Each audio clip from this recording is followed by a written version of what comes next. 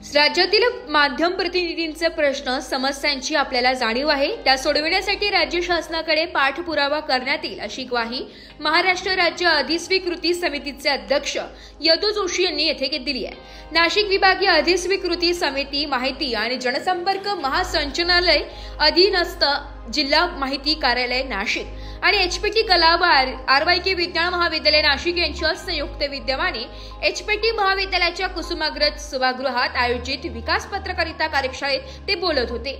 यावेळी माहिती व जनसंपर्क महासंचालनालयाचे संचालक हेमराज बागुल, राज्य अधिस्वीकृती समितीचे सदस्य प्रकाश कुलथे, नाशिक विभागीय अधिस्वीकृती समितीचे अध्यक्ष सुधीर लंके, नाशिक विभागाचे उपसंचालक डॉक्टर किरण मोघे, महाविद्यालयाचे प्राचार्य डॉक्टर विजय प्रसाद अवस्थी, उपप्राचार्य डॉक्टर प्रणव रत्नपारखी, डॉक्टर प्रशांत देशपांडे, विभागीय अधिस्वीकृती समितीचे सदस्य विजय सिंह होलक, चंदन पूजाधिकारी अभिजित कुलकर्णी, किरण लोखंडे, जिल्हा माहिती अधिकारी विलास बोडके आदी उपस्थित होते। श्री जोशी म्हणाले की वृत्तपत्रे आणि वृत्तवाहिन्यांच्या माध्यमातून समाजाचे विविध प्रश्न माध्यम प्रतिनिधी मांडत असतात, मात्र माध्यम प्रतिनिधी यांच्याही समस्या असतात त्या आपण जवळून अनुभवत आहोत। त्या सोडविण्यासाठी राज्य अधिस्वीकृती समितीच्या माध्यमातून प्रयत्नशील आहे। नाशिक शहराने पत्रकारितेचे संस्कार केले असून या शहराचे माझ्यावर ऋण आहे।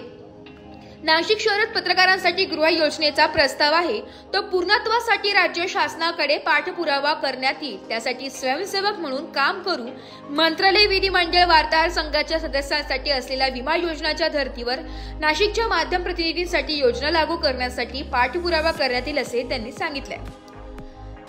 संचालक श्री बागुल म्हणाले की मराठी पत्रकारितेला समृद्ध वारसा लाभलाय। विविध भाषांचे अभ्यासक, संशोधक, बहुआयामी व्यक्तिमत्व असलेल्या आचार्य बाळशास्त्री जांभेकर यांनी मराठी पत्रकारितेचा पाया रचलाय। त्यांच्यापासून ते टिळकांपर्यंत अनेकांनी यात आपले योगदान दिले। शिलामुद्रण ते अत्याधुनिक एआय तंत्रज्ञानापर्यंत पत्रकारितेची वाटचाल झाली। स्वातंत्र्यानंतर विकास पत्रकारितेला चालना मिळाली।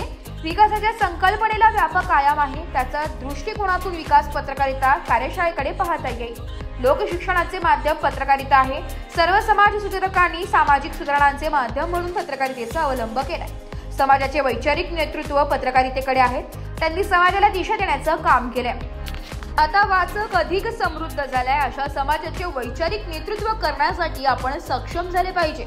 स्वातंत्र्योत्तर काळात लोककल्याणकारी राज्यासाठी राज्य शासनाला पत्रकारिता अधिक समृद्ध पाहिजे, त्याच दृष्टिकोनातून विकास पत्रकारिता कार्यशाळेचे आयोजन करण्यात आले असेही त्यांनी यावेळी सांगितले। प्राचार्य डॉक्टर अवस्थी म्हणाले की समाजाच्या विकासात पत्रकारांची भूमिका अत्यंत महत्त्वाची आहे।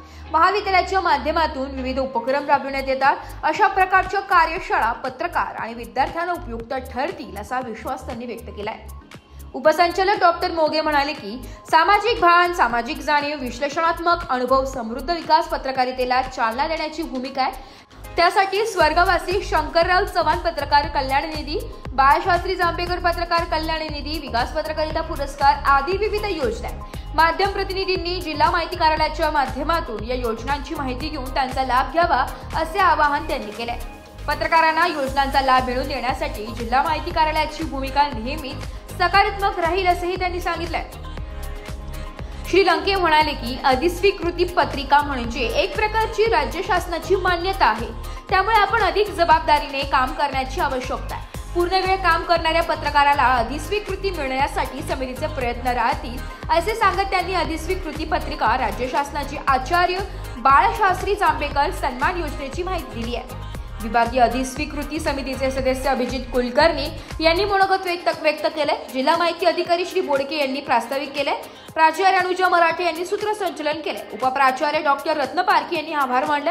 यावेळी जिल्हा माहिती अधिकारी रणजित सिंग राजपूत, रवींद्र ठाकूर, गोपाळ साळुंखे, अमोल महाजन, विभागाचे सहाय्यक संचालक दीपक चव्हाण यांच्यासह माध्यम प्रतिनिधी मोठ्या संख्येने उपस्थित होते। ब्युरो रिपोर्ट, नाशिक लोकशाही न्यूज, नाशिक।